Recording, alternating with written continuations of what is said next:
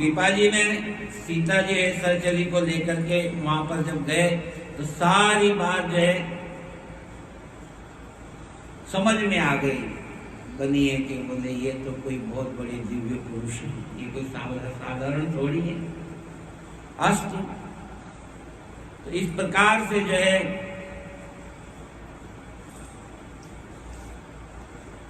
त्याग की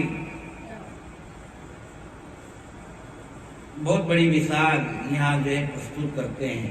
इतना बड़ा त्याग जो संतों की सेवा के लिए, भगवान के भक्तों की सेवा के लिए तन मन धन और प्राण करो न्यौछावर सारा, ऐसा भाव आना, ये बहुत परम बैरागी जो पुरुष होगा उसी को इस प्रकार का भाव आ सकता है।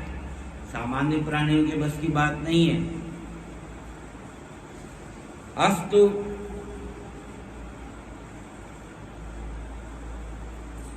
इसी प्रकार से जो है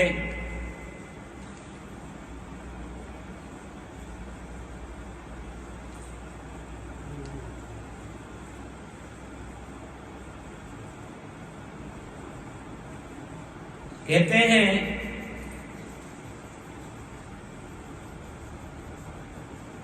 एक बार जो है इसी बात को जो है वहां के राजा ने सुना और राजा ने सुन करके और ब्राह्मणों ने, विद्वानों ने इसकी निंदा करी। बोले महाराज, हमारे इस नगरी में ऐसे ऐसे प्राणी रहते हैं, इस प्रकार का धंधा करते हैं, इस प्रकार का दुराचार करते हैं, ये मर्यादा के खिलाफ है। राजा का दिमाग भी, राजा के दिमाग में वो बात भर दी, निंदा करी और कहते धर्म शास्त्र के बिल्कुल विरुद्ध है, ऐसा काम नहीं करना चाहिए। पिपाजी को अपनी पत्नी को कंधे पे बिठा करके ले गए धंधा कराने। ये कौन सा धर्म है, ये कौन सा भक्ति का मार्ग है, ये तो पाखंड है, ये तो दुराचारी है, आदि आदि जो है निंदा करने लगे। राजा के मन में भी यही भावना आ गई और बोले इससे तो प्रतिष्ठा की हानि होती है, हमारे गांव की, हमारे शहर की, हमारे राज्य की निंदा होती है। लोग करेंगे देखो इतना राजा, ऐसा राजा होते हुए भी उनकी प्रजा में ऐसे लोग वहां निवास करते हैं। फिर क्या था, उनको जो है मन में इस प्रकार का जो है उनका हृदय जो है गुरु जी के प्रति, संत के प्रति मन में ये ग्लानि आने लगी। और पिपाजी महाराज अंतर्यामी थे, उन्होंने उस बात को समझ लिया और उनका हृदय विशुद्ध करने के लिए सोचा कि अभी जो है इस राजा का हृदय जो है भक्ति रस से अभी सरस नहीं हुआ है, विशुद्ध नहीं हुआ है, इसलिए गुरुदेव के चरणों में भी उसकी प्रीति घट गई। और ये जान करके समर्थ पिपाजी ने उसे समझाने के लिए, उसके हृदय में भक्ति स्थिर करने के लिए कि ऐसा नहीं हो कि मेरे प्रति इसके मन में जो अभाव आ जाए, भक्ति करना बंद कर दे। रात द्वार पर पहुंच करके और द्वारपालों के आगमन की सूचना दी। कहा कि गुरु राजा को बोलो कि गुरुजी आए हैं पिपाजी महाराज। भीतर से राजा ने कह दिया कि ठीक है, अभी इंतजार करो, अभी मैं पूजा कर रहा हूँ। क्योंकि वो बुराई सुन ली तो अब परवाह नहीं, अरे काय के गुरुजी, काय के संत हैं, ऐसा काम करते हैं क्या? कह दो इनसे, बोले अभी थोड़ी देर बाद आएंगे, अभी पूजा कर रहे हैं, कुछ देर बाद आएंगे। ये सुनकर के पिपाजी ने कहा ये राजा तो बड़ा मूर्ख है, इसको ये पता नहीं है, मोची के घर बैठ करके तो जो है जूते गांठ रहा है और कहता है कि मैं अभी पूजा कर रहा हूँ। और जाकर के वापिस कहा, बोले महाराज वो तो ऐसा कह रहे हैं कि तो मोची के घर जाकर के जो जूता बनवा रहा है और कहता है कि मैं पूजा कर रहा हूँ। एकदम तुरंत जो है उसको ख्याल आया और एकदम उठ करके खड़ा हो गया, क्योंकि पूजा तो वो कर रहा था लेकिन उसका मन चमार के घर पे जूते बनवाने का काम कर रहा था उसका मन। अख्तर की बात जान गए तो बोले तो अनर्थ हो गया। उठ करके जाकर के पिपाजी के चरणों में जाकर के वापस नतमस्तक होता है राजा, क्षमा मांगता है और बहुत पश्चाताप करता है कि मैंने जो है आपके प्रति जो सोचा वो बहुत अनर्थ हो गया मुझसे, मुझे क्षमा करे। और आश्चर्यचकित मन से मोची के घर वो पहुंच गया था। मन से मोची के घर पहुंच गया। इस बात को पीपाजी महाराज जान गए और पुनः पीपाजी ने कहा कि मैं यहाँ खड़ा हूं और तुम मोची के घर जाकर के जूते काटो, ये कौन सा न्याय है? बोले तो इस प्रकार के राजा को न्याय करते हैं क्या? हम तो तुम्हारे द्वार पर खड़े हैं और तुम जो मोची के घर जाके जूते बनवा रहे हो।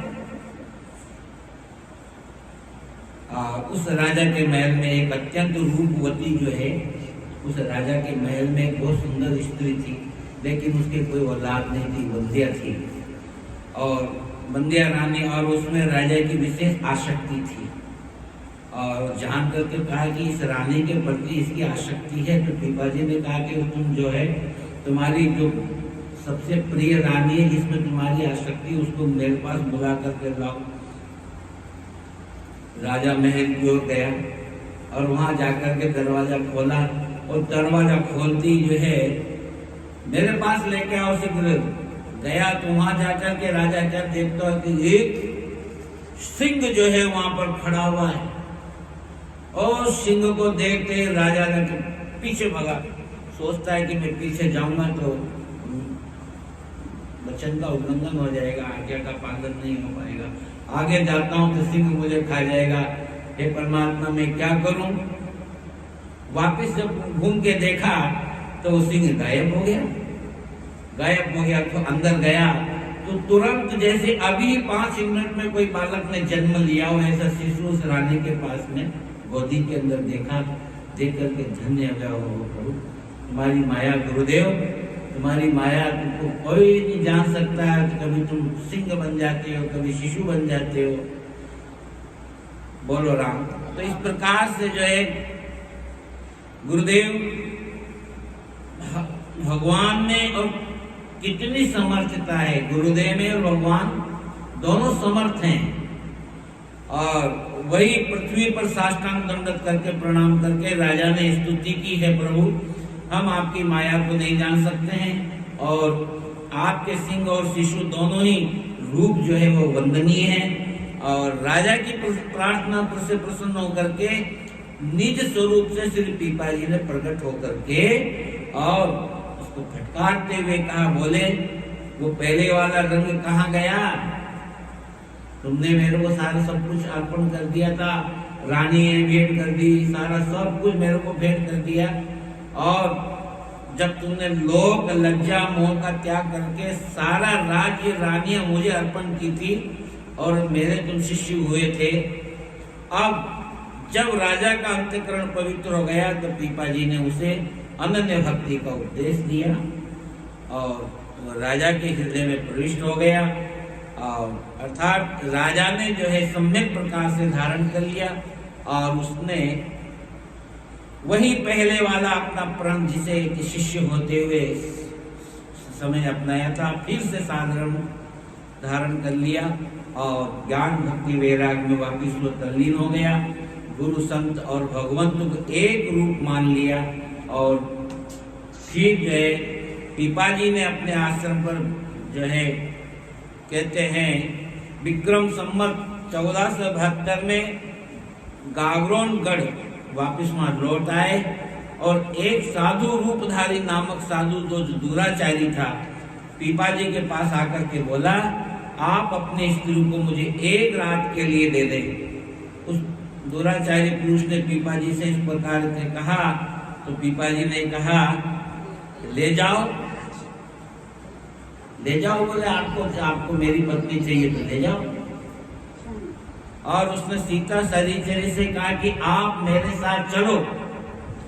जब वो चलने को तैयार हुई तो बोले ऐसे धीरे धीरे नहीं चलना, मैं दौड़ूंगा, मेरे साथ तुमको दौड़ के चलना पड़ेगा।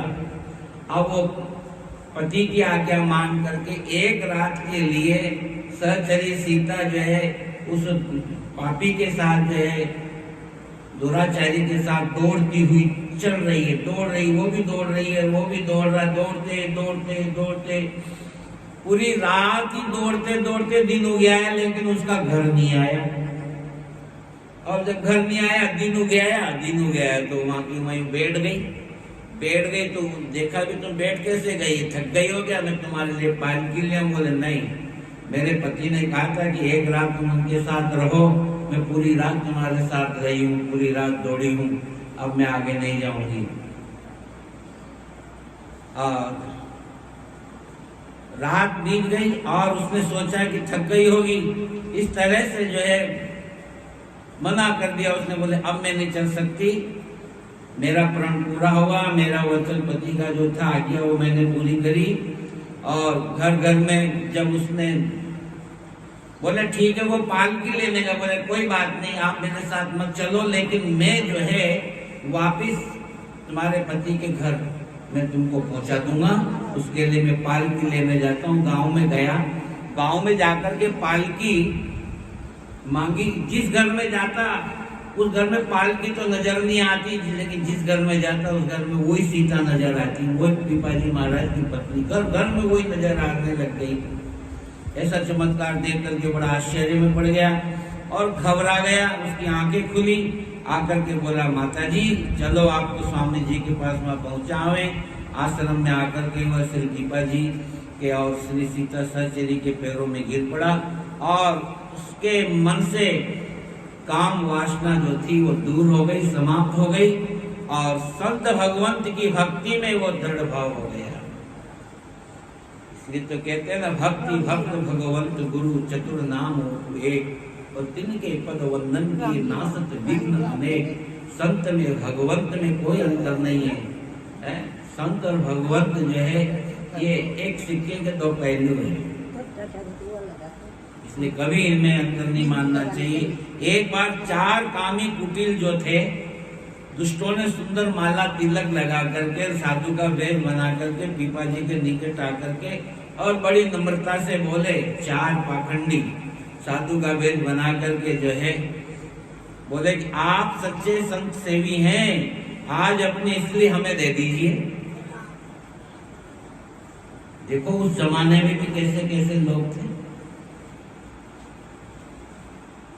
पिपाजी ने कहा यहाँ तो सर्वस्व जितना भी है, सर्वत्र जो कुछ है वो सब आप ही का ही है, आप ही का ही है, बिना मांगे ही ले जा सकते हैं आप। कितनी कितनी बड़ी बात कहती है? दुनिया कहती त्याग त्याग त्याग त्याग क्या होता है। इन महापुरुषों की गाथाओं को सुनो तो मालूम पड़ता है कि त्याग क्या चीज है। स्वामी जी की आज्ञा के अनुसार सीता सहचरी श्रृंगार करके कोठे में जा बैठी। बोले भाई अब वो श्रृंगार करके बैठ गई है, अब आप चारों जने जो है जाना हो तो आप बड़े प्रेम से कुटिया में जाइए और काम भाव से व्याकुल होकर के जो है प्रतीक्षा करते देखा तो वहाँ क्या देखते हैं कि आप लोग कोठे में जाओ, पिपाजी ने कहा। और जैसे ही वो लोग वहाँ कोठे में गए, द्वार पर गए तो एक सिंहनी जो थी, शेरनी जो है, उनके ऊपर लपक करके दौड़ी दहाड़ती हुई। लेकिन ऐसे लग रहा था कि जैसे अभी फाड़ देगी, मार देगी उनको, लेकिन संत का भेष आना इसलिए सिर्फ डराया, साधु के भेष को डराया, मारा नहीं सिंहनी ने। और फिर तो जो है वापिस मुड़ करके आए और आकर के पीपा जी के ऊपर जो है नाराज होकर के वो पाखंडी बोले, पापी बोले तुमने जो है हमको डराने के लिए सिंहनी को भेज दिया। बोले उल्टा उनके ऊपर हावी हो गए पीपाजी महाराज के ऊपर। सिंहनी बैठा रखे हमको मरवाने के लिए, तुम साधु नहीं हो, तुम दुष्ट मालूम पड़ते हो। हंस करके पीपाजी ने कहा कि आप लोग अपने हृदय की जो गंदी भावना है उसको तो देखिए, अनाधिकार चेष्टा नहीं करना चाहिए तुमको। अनाधिकार तुमने चेष्टा की है, इसलिए जो है भोग भावनी ही सिंहनी होती है, भोग भावनी ही सिंहनी होती है। पर धन माटी मानिए और पर की मात समान, और इतने पर हरि ना मिले तो तुलसीदास जीवन। इसलिए तुम्हें जो है ये आप छोड़ नहीं सकती। बोले ये भावना ही जो सिंहनी है, अभी तुमको कैसे छोड़ेगी। सद्भाव से जो है पुनः जाकर के उसको तुम देखो, अच्छी भावना से जाकर के देखो एक बार। जब अच्छी भावना से जाकर देखा तो सीता सहचरी भाई विराजमान थी, कोई सी नहीं थी। और ये सब चरणों में पड़ करके रोने लगे, अपराध क्षमा करने की प्रार्थना करने लगे। और पिपाजी की बात को जो है सत्य मान करके वे सब उनके शिष्य बन गए और उनकी वो बुद्धि नष्ट हो गई और सभी जो है उनके भक्त बन गए। इस तरह से पिपाजी महाराज ने कई पापियों को, कई नास्तिकों को, कुछ दुष्ट जनों को, दुराचार्यों को जो है सद्मार्ग पर चलाया। अपना चमत्कार, अपना प्रभाव, अपना उपदेश दिखा करके, दे करके सबको सही रास्ते पर, भक्ति के मार्ग के ऊपर सबको चला दिया। कहते हैं कि पिपाजी महाराज एक दिन विराजमान, पिपाजी के यहाँ बहुत से साधु संतों ने एक दिन जो है दही पाने की इच्छा प्रकट की। तो रघुनाथ जी की कृपा से दही का भोग लगाने का मन में आया और उसी समय एक ग्वालिन दही बेचती हुई उधर आ गई। और इससे वह जाना गया कि वास्तव में भगवान अपने भक्तों की मनोरथ पूर्ण करते हैं, इच्छाएं पूर्ण करते हैं। हम भी कभी कभी सोच लेते हैं कि आज हमको जो एप्पल खाना है, एप्पल में तो कोई न कोई शाम तक तो कोई न कोई जरूर से हम पर भी आएगा। ये तो सामान्य बात है, छोटी सी बात है, लेकिन ये भी एक परमात्मा की कृपा है। तो इस तरह से जो है मनोरथ पूर्ण करते हैं। और श्री पिपाजी ने दही का मूल्य पूछा, इतने में एक गुजरी आ गई और दही लो। तो उसने पूछा कि क्या भाव है दही। ग्वालिन ने 3 आना बताया। बोले 3 आने का। 3 आने में तो बहुत सारा दही मिल जाता, परंतु उस समय पिपाजी के पास में 1 पैसा भी नहीं था। जब 1 पैसा भी नहीं था तो उन्होंने कहा कि देखो तुम मुझे दही दे दो, मेरे पास जब पैसे आएंगे मैं तुमको पैसे दे दूंगा। और मान लो मेरे पास पैसे नहीं आए तो समझ लेना कि भगवान को भोग लग गया तुम्हारे दही का। गुजरी ने कहा अच्छी बात है महाराज, आए तो दे देना, नहीं आए तो कोई बात नहीं, मैं ये मानूंगी कि ठाकुर जी को भोग लग गया। और फिर क्या था, दही का भोग लगाया भगवान को और बड़े शक्कर मिला करके, और फिर जो है दोनों ने बड़े प्रेम से भगवान का दही का प्रसाद पाया।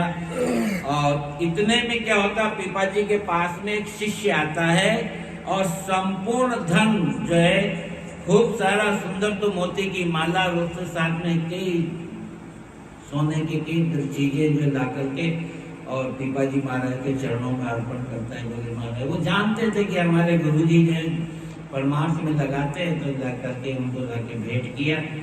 और वो गुजरी आ गई दूसरे दिन, सारा का सारा जो है धन जो था, कहाँ तो 3 आने का दही भगवान के लिए भोग लगाने को 3 आने में दिया। और बदले में जो है पिपाजी महाराज ने मोतियों का हार और जितना सोना था सब गुजरी को समर्पण कर दिया। बोले ले जाओ। तो इस प्रकार से जो है गुजरी डर गई। अरे बोले महाराज, मैं तो इतना नहीं ले जाऊं, मेरे को राजा को मालूम पड़ गया तो छीन लेगा कि तो चोर करके लाई है, मुझे दंड देगा राजा। बोले नहीं, कोई नहीं देगा, ले जाओ। वो ले गई, कुछ तो पैसा अपने काम में लिया और बाकी का सब पिपाजी महाराज की तरह उसने भी परमार्थ में लगा दिया और पिपाजी महाराज की शिष्य बन गई और उसी समय से वो भगवान का भजन करने लग गई। तो इस प्रकार से जो है यहाँ पर पिपाजी महाराज की बहुत बड़ी जो है कथाएं हैं। पिपाजी महाराज की बहुत बड़ी, एक से एक पावन बड़े बड़े सुंदर चरित्र हैं, हम आपको जो है सुना रहे हैं। और एक एक चरित्र ऐसा है जिसको अपन श्रवण करें तो शायद लगता है, लगे एक दिन कि वास्तव में ऐसा ही करना चाहिए, परमार्थ करना चाहिए, संतों की, ब्राह्मणों की, गरीबों की सेवा करना चाहिए और अपने जीवन को और अपने कमाए हुए धन का सही मायने में इसका जो है सही मायने में इसका जो है उपार्जन हो, इसका अच्छी जगह लगे, इस प्रकार की भावना रखना चाहिए। कहते हैं कि एक ब्राह्मण था, वह देवी का बड़ा भारी भक्त था। एक बार उसने बड़ा भारी भंडारा महोत्सव किया और उसमें भोजन करने के लिए उसने जो है गांव भर को निमंत्रण दे दिया। देवी का भक्त था, माता जी का, और पूरे गांव के लोग आए और पिपाजी से भी जो है उसने प्रार्थना करी, लेकिन पीपा जी ने जो है इनकार कर दिया। यह कहकर कि बोले महाराज आप भी पधारो। बोले नहीं, मैं तुम्हारे यहाँ नहीं आऊंगा। क्यों कि तुम जो है, हम तो जो है सीताराम जी को भोग लगाते हैं, और सीताराम जी को जो भोग नहीं लगाता वो हमारा क्या काम उसके यहाँ जाने का। तुम तो माता जी को भोग लगाते हो, भगवान को तो भोग लगाते ही नहीं, इसलिए हम तुम्हारे यहाँ नहीं जाएंगे और न भोजन कर सकते। बाद में उसने बहुत रो रो करके जो है चरण पकड़ पकड़ के जो प्रार्थना करी। बोले ठीक है, यदि तुम जो है ऐसा काम करो, जो भोजन बनाए पक्का उसमें से जो है थोड़ा सामान ला करके थोड़ा थोड़ा उसमें से थोड़ा हमको अमनिया ले आओ, ताकि भगवान को भोग लगा के पालेंगे। और वो लेके आया और वो भगवान को भोग लगा करके, और उन्होंने जो है दोनों ने पा लिया और स्वीकार करते हुए, और आपने भी प्रसाद जो है पाया, और सबको खिलाने पिलाने के बाद में रात को जब वो देवी का उपासक ब्राह्मण रात को जब सोया, तो सपने में देवी जी ने आकर के उससे कहा, माता जी ने तुमने इतना बड़ा भंडारा किया परंतु मुझे तो खाने को नहीं दिया।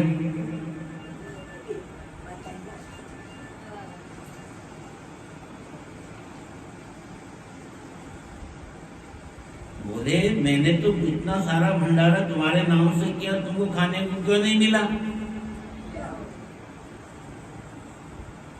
देवी ने कहा कि जब पीपा जी ने भोग लगाया तो उसी समय भगवान के पार्षदों ने क्या करा, मुझे मंदिर से बाहर निकाल दिया, और अब तक मैं जो है उनके भय से कांप रही हूँ।